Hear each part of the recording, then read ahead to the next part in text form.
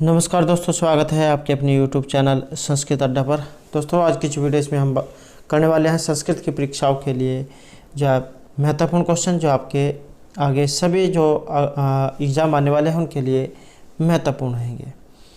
और क्योंकि यहाँ पर जो हम ये क्वेश्चन करने वाले पहले जो एग्ज़ाम हुए थे उसमें भी जो इसमें क्वेश्चन पूछे गए थे और आगे जो क्वेश्चन एग्ज़ाम आएंगे उनमें भी क्वेश्चन ये पूछे जाएंगे। तो एग्ज़ाम की दृष्टि से यहाँ पर सभी क्वेश्चन महत्वपूर्ण है। और अगर आपने हमारी पहले वाली वीडियो नहीं देखी है तो इसे आप आई बटन पर क्लिक करके देख सकते हैं, या फिर हमारे चैनल की जो प्लेलिस्ट है वहाँ पर जाकर आप अब तक की जितनी भी वीडियो सभी को आप देख सकते हैं। और अगर आपने अब तक हमारे चैनल को सब्सक्राइब नहीं किया तो सब्सक्राइब कर ले और साथ में जो घंटे वाले को नहीं से दबाकर आप ऑल पे क्लिक जरूर कर लीजिएगा, जिससे आपको हमारे आने वाली जो वीडियो उसकी नोटिफिकेशन मिलती रहेगी। और दोस्तों, वीडियो को लाइक, कमेंट और शेयर जरूर कीजिएगा और हमारे साथ अंत तक बने रहिएगा। और आप हमारा जो दूसरा चैनल है रीडिंग लवर्स के नाम से, इसे भी सब्सक्राइब कर सकते हैं, क्योंकि जो भी कोई महत्वपूर्ण जो अपडेट आती है न्यूज़ वैकेंसी वो हम इस पर डालते रहते हैं। और इसका लिंक और जो हमारा टेलीग्राम ग्रुप है उसका लिंक, इन सभी का लिंक आपको इस वीडियो के डिस्क्रिप्शन में मिल जाएगा। तो आप इस चैनल को सब्सक्राइब जरूर कीजिएगा। तो हमारा यहाँ पर पहला क्वेश्चन है अधस शब्द से। ये शब्द रूप है और एग्ज़ाम में बहुत बार इसके बारे में देखने को मिला है। और नपुंसकलिंग यहाँ पर ये स्पेशल पूछा गया है कि नपुंसकलिंग में अगर कुछ नहीं दिया गया होता तो आपने पुल्लिंग में लिखना था, लेकिन यहाँ पर ये नपुंसकलिंग दे दिया गया है तो इसकी द्वितीय विभक्ति बहुवचन का रूप आपने बताना है। और ये जो नपुंसकलिंग जो होता है इसमें शुरू की जो दो विभक्ति होती है प्रथम और द्वितीय, यही सिर्फ अलग होती है नपुंसकलिंग में। और सब सारा जो रूप है यहाँ पर ये पुल्लिंग जो उसके समान चलता है। तो इसकी यहाँ पर शुरू की दो विभक्तियाँ कौन कौन सी हैं? तो बात करें यहाँ पर अधस शब्द की, अधस पुल्लिंग, और इसके रूप कैसे चलते हैं। इसके जो रूप है नपुंसकलिंग में पहली दो विभक्ति अलग होंगी, अधः अमु अमुनि, अधः अमु अमुनि। ये जो यहाँ पर अधः शब्द जो आया है ये प्रथमा एक वचन का है। और जो यहाँ पर अशौ आया है, ये जो अशौ आया है ये पुल्लिंग और प्रथमा एक वचन का है। और जो यहाँ पर ये अमुनि आया है ये हमारा यहाँ पर राइट आंसर है। तो नपुंसकलिंग द्वितीय बहुवचन में जो है अमुनि ये रूप बनता है।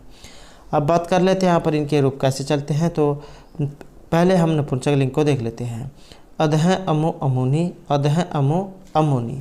उसके बाद जो तृतीय विभक्ति है यहाँ से पुल्लिंग के रूप चल जाएंगे। अमुना अमुभ्याम अमीभि, अमुस्मयी अमुभ्याम अमीभ्य, अमुस्मात् अमुभ्याम अमीभ्य, अमुस्य अम्युहो अमीषाम, अमुस्मिन अम्युहो अमीषु। और अगर एग्ज़ाम में स्त्रीलिंग में आ जाए तो प्रथमा विभक्ति इसमें भी सेम है जैसे पुल्लिंग में है। अशौ अमु अमुहु, अमुम अमु अमुहु, अमुया अमुभ्याम अमुभि, अमुसई अमुभ्याम अमुभ्य, अमुषः अमुभ्याम अमुभ्य, अमुष्याः अमुयो अमुषाम, अमुष्याम अमुयोहो अमुषु। तो इस प्रकार से यहाँ पर इस स्त्रीलिंग में इसके रूप ये बनते हैं। तो नपुंसकलिंग जो है इसमें सिर्फ शुरू की दो विभक्तियाँ ही अलग रहती हैं। नेक्स्ट क्वेश्चन है हमारा यहाँ पर गुणीन शब्द का। तो यहाँ पर जो गुणीन शब्द आया है किस विभक्ति का यहाँ पर ये इसमें रूप लिया गया है? तो इसका यह रहेगा ऑप्शन बी में, संबोधन जो है वहाँ से ये लिया गया है। नेक्स्ट क्वेश्चन है हन धातु, वेरी वेरी इंपॉर्टेंट है क्योंकि बहुत बार एग्जाम में पूछ जाती है। और लोट लकार मध्यम पुरुष और एक वचन का रूप, या फिर जो इसका लोट लकार है इसमें रूप कैसे चलते हैं। हंतु हताम घनंतु, जही हतम हत, हनानी हनाव हनाम। तो ये जो जही जो यहाँ पर आया है ये वाला जो आया है ये मध्यम पुरुष एक वचन का है। और जो यहाँ पर ये हंती शब्द आया है ये रहेगा प्रथम पुरुष एक वचन और लट लकार में। तो एक बार जो है यहाँ पर सभी जो विभक्तियाँ हैं इसकी सभी को देख लेते हैं, क्योंकि एग्ज़ाम में हो सकता है इनके अलावा और दूसरी पूछ लिया जाए। तो लट लकार जो है इसमें रूप चलते हैं हंती हत हैं, ये जो हत है ये लट लकार प्रथम पुरुष और द्विवचन का है। तो हंती हत हैं घनंती, हंसी हत हैं हत, हन्मी हन्वे हैं हन्वे। लोट लकार में चलेंगे हंतु हताम घनंतु, जही हतम हत, हनानी हनाव हनाम।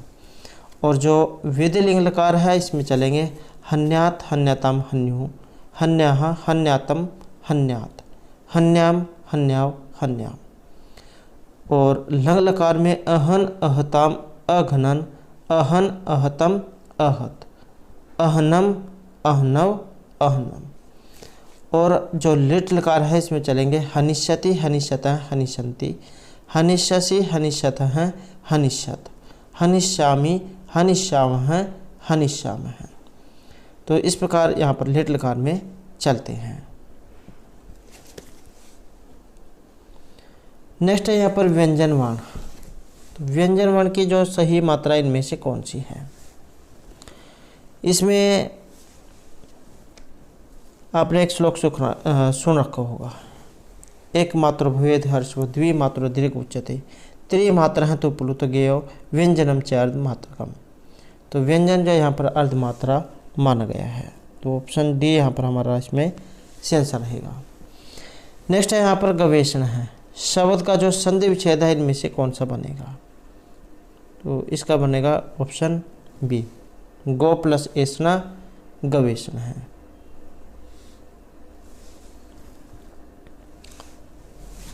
और इसके अलावा भी जो है और इसके उदाहरण महत्वपूर्ण हैं क्योंकि वे भी एग्जाम में पूछे जाते हैं।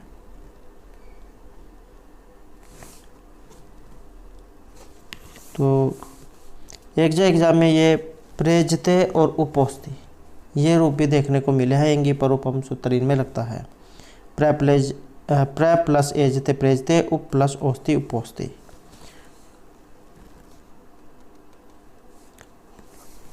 और एक हरे अव और विष्णु अव, एंग पदांता दति जो सूत्र इनमें लगता है।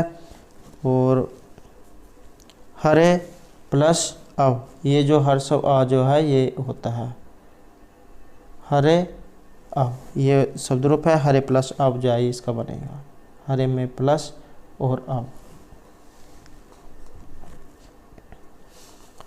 और जैसे गो अग्रम अवंग स्फोटा नस्य एक सूत्र है जो इसमें लगता है, गो को अवंग ये करता है, गो अग्रम रूप उसके बाद ये बनता है।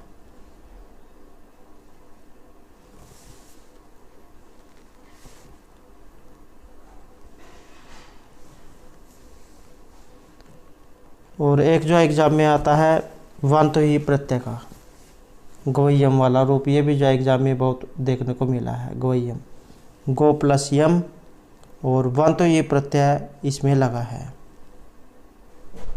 और गवयुति, गो प्लस युति ही और अधो प्रमाणित जो सूत्र है इसमें लगा है। और गवयुति रूप जैसे ये बनता है।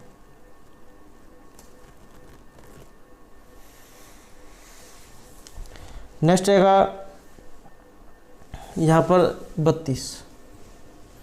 तो ये जो 32 जो है इसका संस्कृत में जो शब्द रूप है कौन सा होगा? तो पहले जो है 30 को जान लेते हैं। 30 को लिखा जाता है 63। अब जो 2 है 2 को लिखा जाएगा द्वा 63। तो यहाँ पर जो सी आंसर है ये ऑप्शन बी रहेगा, द्वा 63।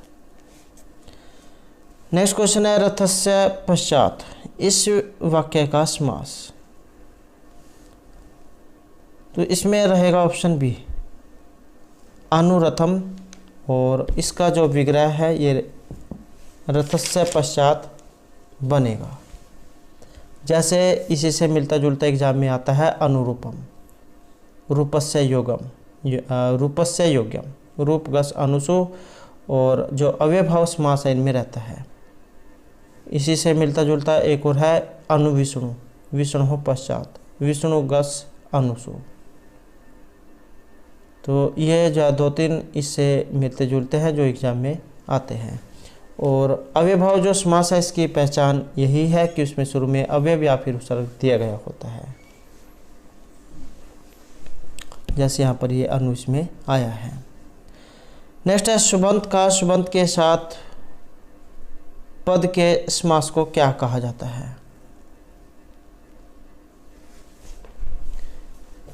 तो सुबंत का सुबंत के साथ समास, तो इसमें माना गया है ये ऑप्शन बी को, शुभ सुपा जो है यहाँ पर इसमें समास ये रहेगा, सहसुपा।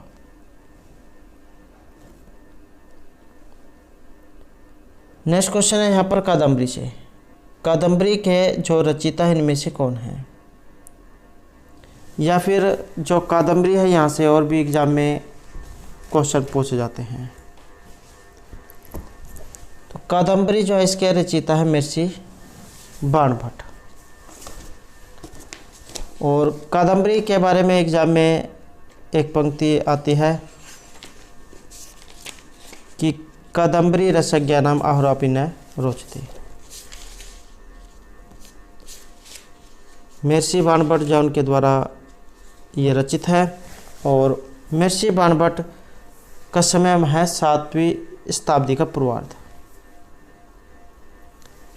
उपजीव्य काव्य जो यहाँ पर ये रहेगा बृहत कथा का सुमनस वृत्तांत। चंद्रपीड़ और पुंडरीक के जो 3 जन्म हैं इनकी कथा इसमें दिखाई गई है। और महर्षि बाणभट्ट के जो परपितामह का नाम है पाशुपत, पितामह अर्थपति, पिता चंद्रभानु, माता राजदेवी। 2 कृतियाँ हैं इनकी, कादम्बरी और हरचरित। और तुरंग बाण जो है इनकी उपाधि इनको दी गई थी। विशिष्ट वर्णन एग्जाम में आता है जैसे विंध्याटवी, शाल्मली वृक्ष, जाबाली आश्रम, अछोल सरोवर, पंपा सरोवर, विदिशा, उज्जैनी। तो इनके बारे में एग्जाम में आता है। नेक्स्ट यहाँ पर घी व्याकरण का एक शब्द है, या फिर आप कह सकते हैं कि घी संज्ञा होती है। यहाँ पर रहेगा ऑप्शन बी, घी। यहाँ पर ये क्या होगी? घी होती है संज्ञा। और जैसे यहाँ पर ये घी संज्ञा के बारे में पूछा गया है, इसके अलावा एग्जाम में और भी बहुत से क्वेश्चन पूछे जाते हैं। या फिर जो घी संज्ञा करने वाला अगर एग्जाम में सूत्र आ जाए, शेषो घ्या सखी एक सूत्र है जो घी संज्ञा करता है। और किन की करेगा? हर्षव ए की, जैसे हरि, रवि, भानु, तो इनकी करेगा ये घी संज्ञा। और एक एग्जाम में इसी से मिलता जुलता आता है नदी संज्ञा वाला, तो ईयो स्त्राख्यो नदी ये सूत्र है। जो दीर्घ ई जो होगी उनकी ये नदी संज्ञा करेगा, जैसे गौरी, नदी, वधु, तो इनकी नदी संज्ञा ये करेगा। और इसके अलावा भी एग्जाम में और पूछे जाते हैं संहिता संज्ञा करने वाला, जैसे परसन्निकर्षा संहिता, तो ये करेगा संहिता संज्ञा। आदेय गुण इसके द्वारा होती है गुण संज्ञा। वृद्धि राधेश के द्वारा वृद्धि संज्ञा, और वृद्धि रचि से वृद्धि। प्रातिपदिक संज्ञा करने वाला सूत्र रहेगा अर्थवद अधातुर प्रत्यय है प्रातिपदिकम। उपधा संज्ञा करने वाला रहेगा अलो अंत्यात पूर्व उपधा, तो ये उपधा संज्ञा करता है। अप्रिक्त संज्ञा करने वाला सूत्र रहेगा अप्रिक्त एकाल प्रत्यय है। गति संज्ञा होती है गतिश्चय सूत्र के द्वारा। और पद संज्ञा होगी शुभ तिगंतम पदम के द्वारा। शुभ और तिगंत जो होते हैं कि पद संज्ञा होती है। शुभंत होते हैं जो ऐसे ये आपके जो राम के जो शब्द रूप हैं इन्हें कहा जाता है शुभंत। और जो आपके ये धातुएं हो गई पठती, पठता, पठंती, ये सारे तिंगंत प्रत्यय हैं। और विभाषा करने वाला सूत्र रहेगा नैवेति विभाषा। और स्वर्ण संज्ञा करने वाला है तुलस्य प्रतनम स्वर्णम। टी संज्ञा, ये वाली जो टी संज्ञा है यह करने वाला रहेगा अचो अंत्यादि टी सूत्र। और प्रगृह संज्ञा होती है इदुद्वेद वचनम प्रगृहम सूत्र के द्वारा। और निष्ठा संज्ञा रहेगी कत कत्वतो निष्ठा सूत्र के द्वारा। नेक्स्ट क्वेश्चन है सीता जाया यशस है एक वाक्यता में रहेगा, इसे एक वाक्य में कैसे लिखा जाएगा। सीता जाया यशस है, सीता पत्नी है जिसकी, ऐसा कोई व्यक्ति, तो इसका बनेगा ऑप्शन डी सीतापति, सीता का पति, कि ऐसा कोई व्यक्ति जिसकी पत्नी ये सीता है। सीता जाया यशस है, सीता पत्नी है जिसकी, जाया होती है पत्नी। नेक्स्ट है प्रजासु वृत्तिमयम युक्तम वेदितुम, यह श्लोकांश कहाँ से लिया गया है। तो इसका जो यहाँ पर संबंध है ये रहेगा ऑप्शन डी, यहाँ पर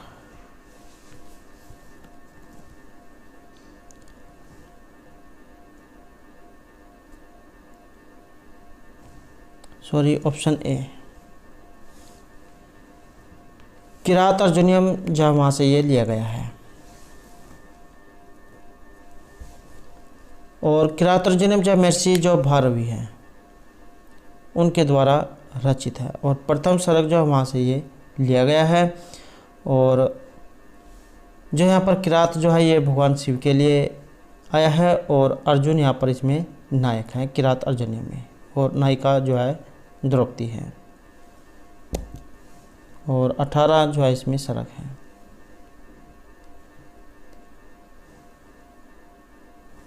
नेक्स्ट क्वेश्चन है वनेचर है शब्द का संस्कृत शब्द इनमें से कौन सा है। वनेचर, या फिर एग्जाम में कई बार ये भी क्वेश्चन पूछा गया कि वनेचर किसके लिए आया है। तो यहाँ पर सी आंसर है हमारा ऑप्शन ए गुप्तचर, जो है कि इसके लिए ये शब्द का प्रयोग किया गया है।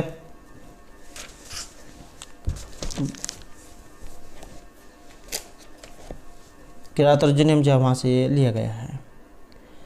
नेक्स्ट है यहाँ पर वैराग्य शतक, ये किस प्रकार की रचना है या फिर किन के द्वारा ये रचित है।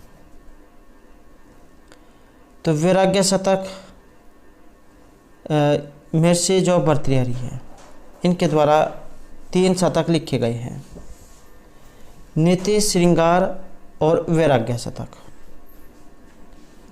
और इसके अलावा जो वाक्य पद है ये भी महर्षि भर्तृहरि के द्वारा लिखा गया है। श्रृंगार शतक, श्रृंगार जो शतक है इसमें श्लोक हैं, कुल छंद है 103।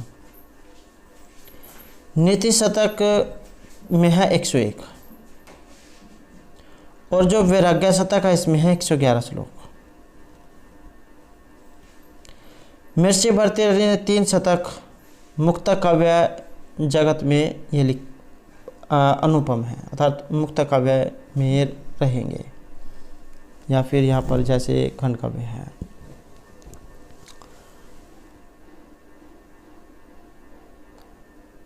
और इसमें जो है सांसारिक सुखों की अस्थिरता और मानवीय जीवन की दुखमयता का प्रभाव उत्पादक चित्रण इनमें किया गया है।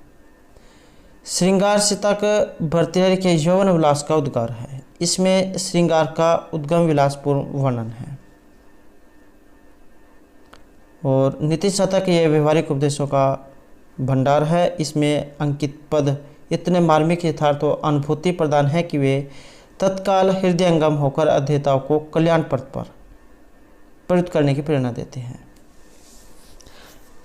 विषय वर्णन के अनुसार नीति शतक में 11 पद्धतियाँ हैं। ब्रह्म की स्तुति, मूर्ख निंदा, विद्वत पद्धति, मान, शौर्य पद्धति, अर्थ पद्धति, दुर्जन पद्धति, सुजन पद्धति, परोपकार पद्धति, धैर्य पद्धति, दैव प्रशंसा और कर्म पद्धति। तो एग्ज़ाम में ज़्यादातर ये क्वेश्चन पूछ जाता है कि जो शतक तरह के नाम से जान जाते हैं, या 3 शतक किनके द्वारा लिखे गए हैं, या महर्षि भर्तृहरि ने कौन कौन से काव्य लिखे हैं। तो नीति, श्रृंगार और वैराग्य शतक और वाक्य पद्यम जो है ये भी इनके द्वारा लिखा गया है। नेक्स्ट रहेगा यहाँ पर शतक त्रय के रचिता।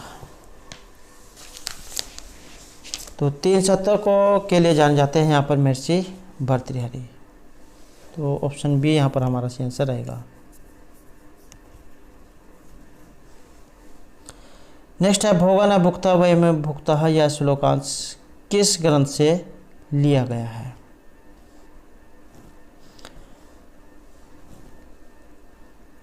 कि हम भोगों को नहीं भोग रहे हैं बल्कि भोग हमें भोग रहे हैं। तो इसका जो संबंध है ये रहेगा ऑप्शन डी से। वैराग्य शतक जो है उसकी यहाँ पर ये उक्ति है। नेक्स्ट है महर्षि भर्तृहरि ने विद्याहीन मानव के बारे में क्या कहा है? तो विद्या से रहित मानव को माना गया यहाँ पर पशु के समान। नेक्स्ट है शतक त्रय ग्रंथ के रचनाकार ने और किस प्रसिद्ध ग्रंथ की रचना की है? तो 3 शतक जो इन्होंने लिखे थे, नीति श्रृंगार और वैराग्य शतक। इसके अलावा जो यहाँ पर वाक्य पद्यम जो है ये भी महर्षि भर्तृहरि जो है इनके द्वारा रचित है। नेक्स्ट है शकुंतला दुष्यंत के पुत्र का नाम। तो शकुंतला और दुष्यंत जो है इनका एक एग्जाम में विवाह पूछा गया था, इनका विवाह किस प्रकार का हुआ था? तो गंधर्व विवाह अर्थात लव मैरिज या फिर प्रेम विवाह आप कह सकते हैं इनका हुआ था। और इनका जो पुत्र है इनका नाम था सर्वदमन, ऑप्शन सी। नेक्स्ट है किरात अर्जुन में अर्जुन को कौन सा प्रसिद्ध अस्त्र प्राप्त हुआ था? या फिर एग्जाम में भी क्वेश्चन आया था कि किससे प्राप्त हुआ था या किसने इनमें से किसको दिया था? तो यहाँ पर अर्जुन को जो है ये पाशुपत अस्त्र ये मिला था और भगवान शिव जो है उन्होंने इनको पाशुपत अस्त्र ये दिया था अर्जुन को। ये भी क्वेश्चन एक एग्जाम में स्टेट का एग्ज़ाम था हरियाणा में, तो उसमें जो है ये क्वेश्चन पूछा गया था कि भगवान शिव ने अर्जुन को कौन सा अस्त्र दिया था? तो ये था पाशुपत अस्त्र। नेक्स्ट है किरात अर्जुन में जो किरात शब्द आया है ये किसके लिए आया है? तो किरात जो है यहाँ पर भगवान शिव जो उनके लिए शब्द ये आया है। नेक्स्ट क्वेश्चन आएगा कादम्बरी का शुक पक्षी पूर्व जन्म में कौन थे? महर्षि बाणभट्ट जो है उनके द्वारा ये रचित है। और काव्य विधा में क्या है, ये कथा है और बृहत कथा का सुमानस वृत्तांत इसका उपजीव्य काव्य है। 3 भागों में ये बटी हुई है और चंद्रपीड़ और पुंडरीक के जो 3 जन्म है उसकी कथा का इसमें वर्णन है। अब ये जो सुख जो है तोता ये पहले जन्म में कौन था? तो पहले जन्म में थे वैशंपायन। नेक्स्ट है कादम्बरी में पार्श्व नायिका इनमें से कौन है? तो कादम्बरी में जो पार्श्व नायिका है ये है महाश्वेता, या फिर आप कह सकते हैं कि उपनायिका। चंद्रपीड़ नायक हैं और कादम्बरी नायिका है। ऐसे ही पुंडरीक उपनायक है और महाश्वेता उपनायिका है। नेक्स्ट क्वेश्चन है अभिज्ञान अभर्ण दर्शनेन शापहन निवर्तिष्यते इति उक्ति रहेगी। अभिज्ञान अभर्ण दर्शनेन, जब महर्षि दुर्वासा ऋषि शकुंतला के द्वार पर आते हैं उस समय शकुंतला अपने पति अर्थात जो राजा दुष्यंत जो है उनके ख्यालों में खोई हुई होती है और उनकी तरफ दुर्वासा ऋषि की तरफ शकुंतला का ध्यान नहीं जाता है और दुर्वासा ऋषि को पहले से ही क्रोधी स्वभाव का माना जाता है और वे उनके द्वार पर खड़े रहते हैं, लेकिन उनका ध्यान नहीं जाता है तो इस कारण वे क्रोधित हो जाते हैं और उनको श्राप दे देते हैं कि तुम जिसके ख्याल में खोई हुई हो तुम उसी को ही भूल जाओगे। तो यहाँ पर अब जो उसकी सखी है वो उनको शांत कराती है और उसका उपाय सोचती है कि क्षमा याचना करती है कि हमारे से गलती हो गई है और हम इसका जो है शाप मुक्ति का उपाय बताएं। तब दुर्वासा जो ऋषि हैं ये शाप मुक्ति का उपाय उन्हें बताते हैं कि अभिज्ञान अवर्णदर्शिनी शाप निवर्तिष्यते, कि कोई अंगूठी दिखाने से तुम्हारा जो शाप है ये मुक्त हो जाएगा, उससे तुम्हें मुक्ति मिल जाएगी। तो अभिज्ञान जो है यहाँ पर अंगूठी जो है उसके बारे में कहा गया है कि किसी अंगूठी को दिखाने से तुम्हें शाप से मुक्ति मिल जाएगी। नेक्स्ट है अभिज्ञान शकुंतलम नाटक का जो उत्स मूल है ये इनमें से क्या है। उत्स मूल का अर्थ जो है यहाँ पर ये लिया गया है कि कहाँ से ये लिया गया है। तो अभिज्ञान शकुंतलम जो है एक तो महाभारत से लिया गया है।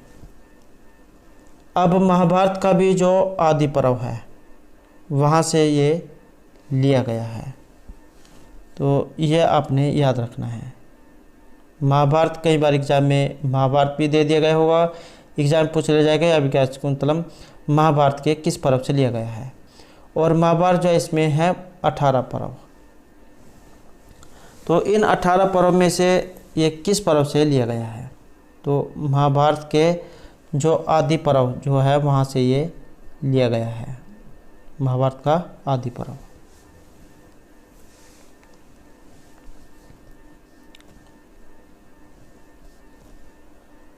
नेक्स्ट क्वेश्चन आएगा स एम याति शकुंतला सर्वे अनुज्ञायता। यह जो शकुंतला है अपने पति के घर को जाने वाली है तो सभी से आज्ञा दें। तो इस प्रकार की जो उक्ति है ये इनमें से किन के द्वारा कही गई है। अभिज्ञान शकुंतलम वहाँ से ली गई है और जो चौथा जो अंक है वहाँ से ये उक्ति ली गई है, क्योंकि जब शकुंतला जो अपने पति घर को जाने वाली होती है तब महर्षि कर्णव जो है ये सभी वहाँ पर जो उसकी सखिया थी या जो वन देवता जो थे उन सभी से आज्ञा लेने के लिए कहती हैं कि आज यह शकुंतला जा रही है, सभी से जाने की अनुमति दें। तो महर्षि कर्णव जो है ये सभी को कह रहे हैं। नेक्स्ट एक अभिज्ञान शकुंतलम नाटक में सखियों ने शाप वृतांत सर्वप्रथम ये किन्हें सुनाया था। सर्वप्रथम शाप का जो वृतांत ये सुना गया था महर्षि कर्णव को, जिन्हें काश्यप ऋषि भी कहा जाता है। नेक्स्ट है अभिज्ञान शकुंतलम में अभिज्ञान अर्थात जो अंगूठी जो है ये कहाँ पर गिरी थी।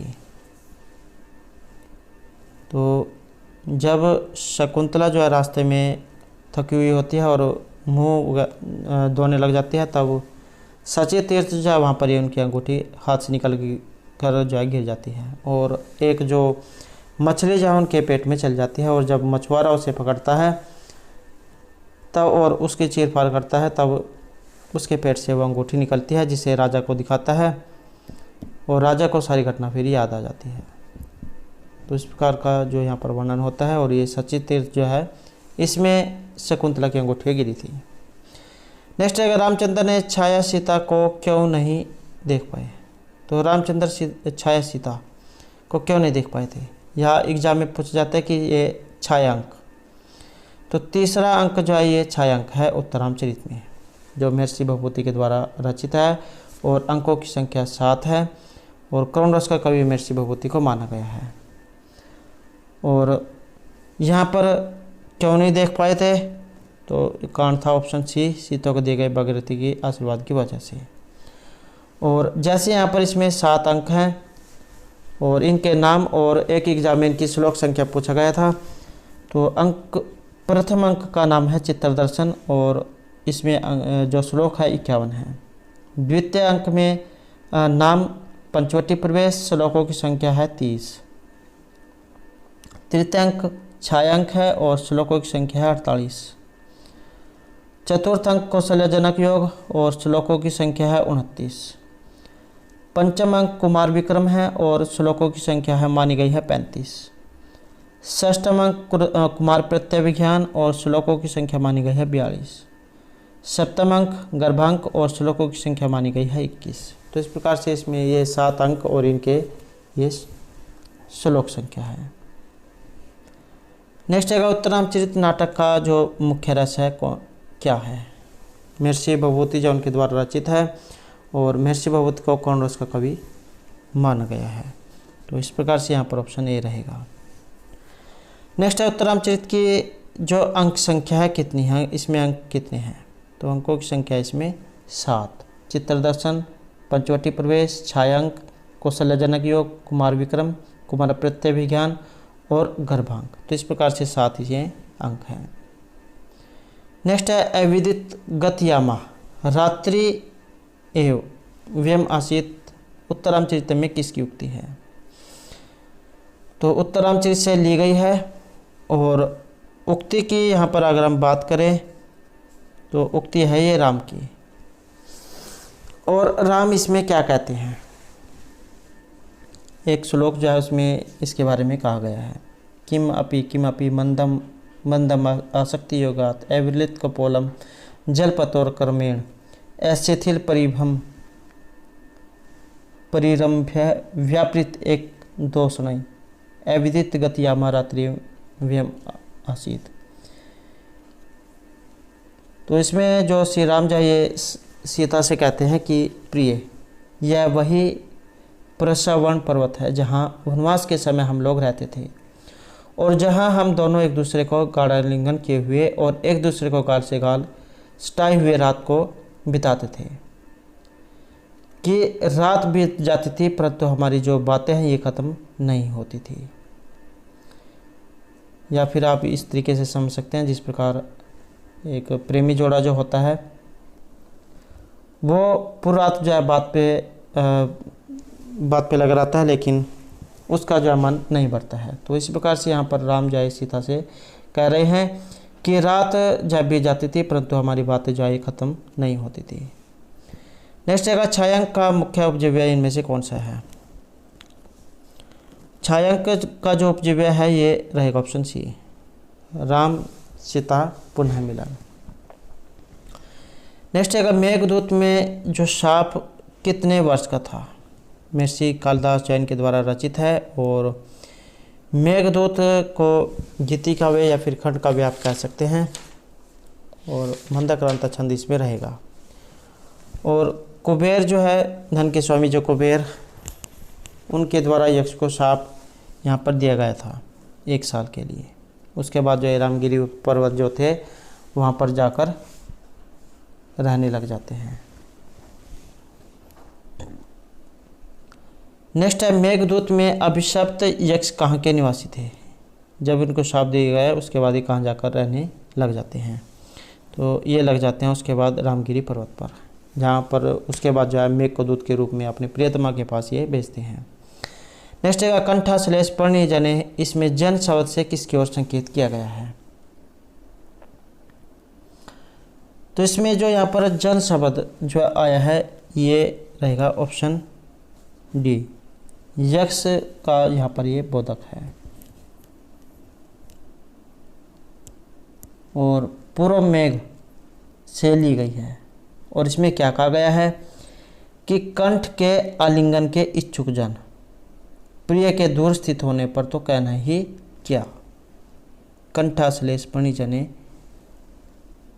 पुनः दूरस्थे, कंठाश्लेष पणिजने किम पुनः दूरस्थे। कि कंठ के आलिंगन के इच्छुक जन प्रिय के दूर स्थित होने पर तो कहना ही क्या। तो यक्ष के बारे में कहा गया है, मेघदूत से ली गई है। नेक्स्ट है मेघदूत में चेतन और अचेतन में जो भेद है ये इनमें से कौन नहीं समझ पाते हैं। तो जो